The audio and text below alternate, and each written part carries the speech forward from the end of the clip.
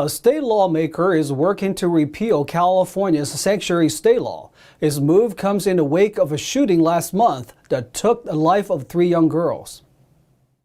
California Assemblyman Kevin Kiley introduced a bill earlier this week to reverse the sanctuary state law. He introduced Assembly Bill 1708 following a murder-suicide involving a father who was in the country illegally and his 3 daughters earlier this month. Kiley told the Epoch Times that the impacts of this law have been devastating and tragic. The state's sanctuary law, Senate Bill 54, was passed into law in 2017. It prevents law enforcement's ability to contact the U.S. Immigration and Customs Enforcement, or ICE, about illegal immigrants being released from jail. The man involved in the shooting, 39-year-old David Mora Rojas, had been released from jail 1 week prior to killing his daughters and a chaperone. He was arrested for assaulting a police officer. The shooting took place on February 28th. Mora Rojas was arranged to visit his daughters at a supervised meeting at the non-denominational place of worship, the church in Sacramento. Governor Gavin Newsom spoke out against gun violence in the wake of the shooting. It was later determined that Mora Rojas used an unregistered ghost gun. Kiley blames the law for having prevented law enforcement from contacting ICE about Mora Rojas. He said the deaths could have been prevented. Kiley added that the sanctuary law is intended to protect only criminals.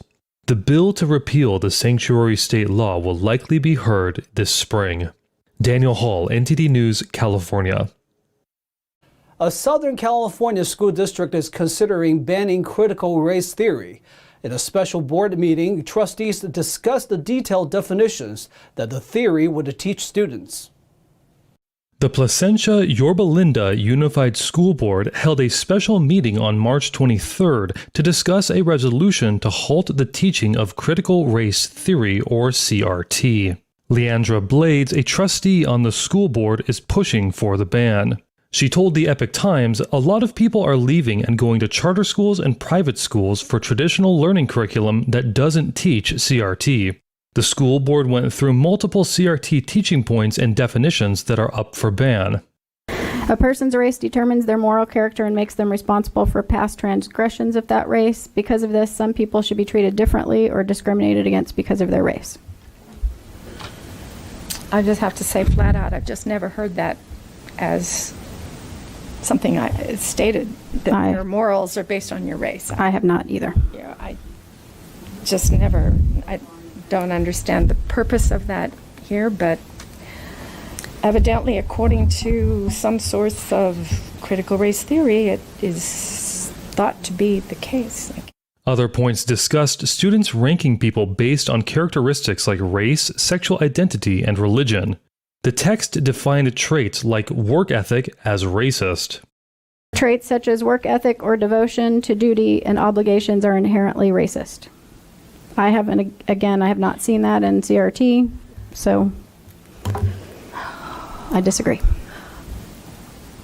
This one, I disagree. I don't know, my mind went to work ethic. I've never heard anything associated work ethic with race. But moreover, what do we do in our careers classes when we talk about the importance of work ethic? Blades began her attempt to ban CRT late last year after receiving complaints from high school students about papers they had to write based on their teachers' political beliefs. She said that students who didn't share their teacher's opinion got marked down. Despite her opposition about CRT, Blades said she doesn't oppose teaching about Jim Crow laws, displacement of Native Americans, segregation, or slavery. The attorney for public school districts, Todd Robbins, said the resolution needed more clarity on consequences of a teacher promoting CRT discussion in the classroom. He said without enforcement guidelines, the resolution could be declared unconstitutional in court. A 70-year-old kidnapper in San Francisco was recommended for parole after being incarcerated since 1976. Parole Commission says he is no longer a threat to society after he kidnapped a bus full of children and demanded millions in ransom money. Parole commissioners recommended on Friday the parole for the last of 3 men convicted of hijacking a school bus in 1976. The bus was full of school children, and the men demanded a $5 million ransom. The 2 commissioners decided the 70-year-old Frederick Woods is no longer a threat to society. He has been denied parole 17 times before. But Governor Gavin Newsom can still reject the parole recommendation. Woods' accomplices were paroled in 2012 and 2015.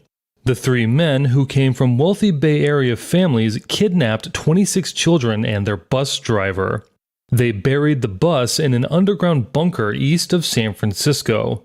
The victims dug themselves out in less than 2 days' time.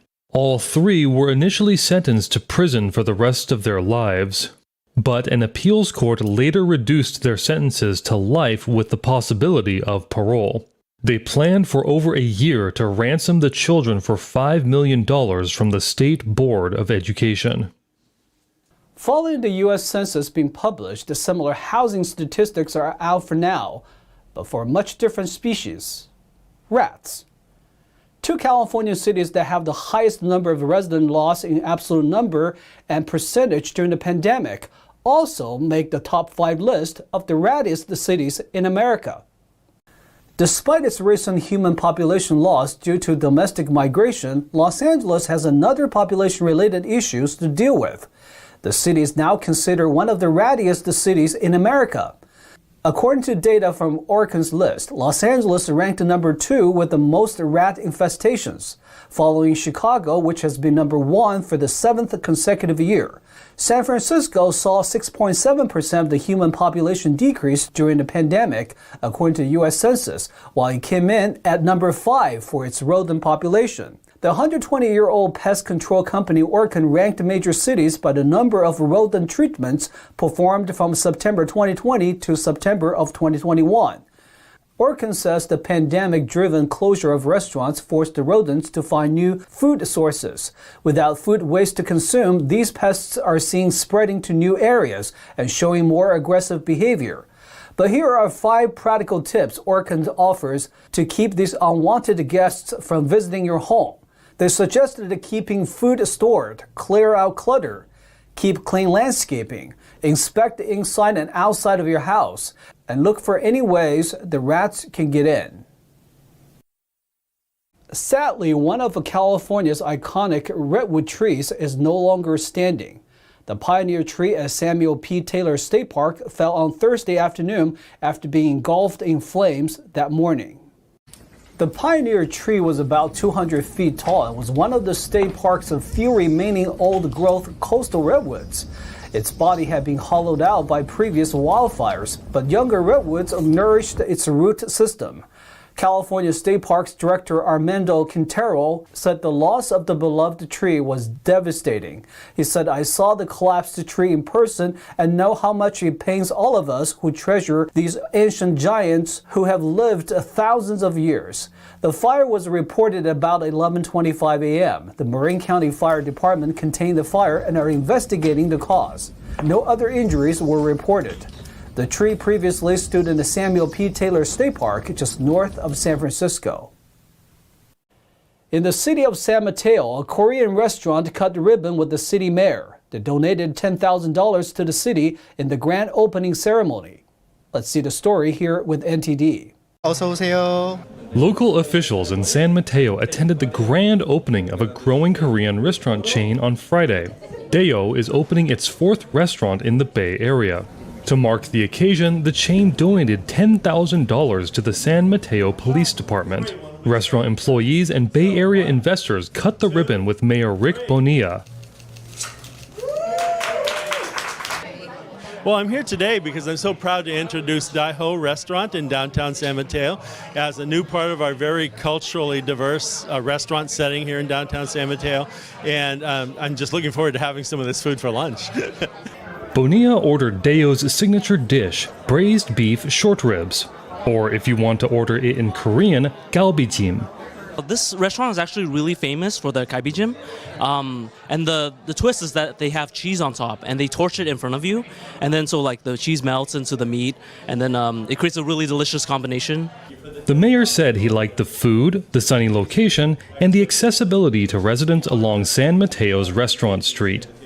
Well, as you can see, that $10,000 contribution basically to the kids of San Mateo, but it was a check to the San Mateo Police Department's Police Activities League, and it's very welcome. First time we tried to donate to the city of San Mateo, but we didn't really know how we can donate to the city, and the city of San Mateo, they recommend us to donate to the police, the San Mateo PAL. Lee, the branch manager of the new store, said he was feeling the pressure of opening a new restaurant. I'm very nervous right now because this is the first time we do the ceremony, ribbon cutting, and invite like many guests. But guests were looking forward to it. Don't know. This is my first time here, so hopefully there's something really good in there.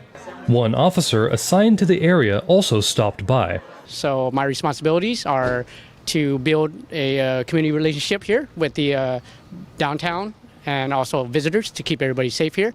Deo opened its first restaurant in San Francisco 3 years ago. Like many restaurants, they weathered pandemic lockdowns with takeout. We did have a lot of to-go business during the pandemic. Before the pandemic, I'm sorry to say this, but a lot of our customers had to wait several hours before they dine in. Because it was so popular, we didn't usually do like takeout before. Such good business allows for donations. Making a donation to the city, according to Lee, is in line with Deo's business philosophy. I couldn't really see there are many good Korean restaurants in San Mateo area. I just found one or two. So we always, all the time we try to open new Korean restaurant in San Mateo. But Deo's owner couldn't make the opening ceremony because he was too busy scouting for his chain's next location.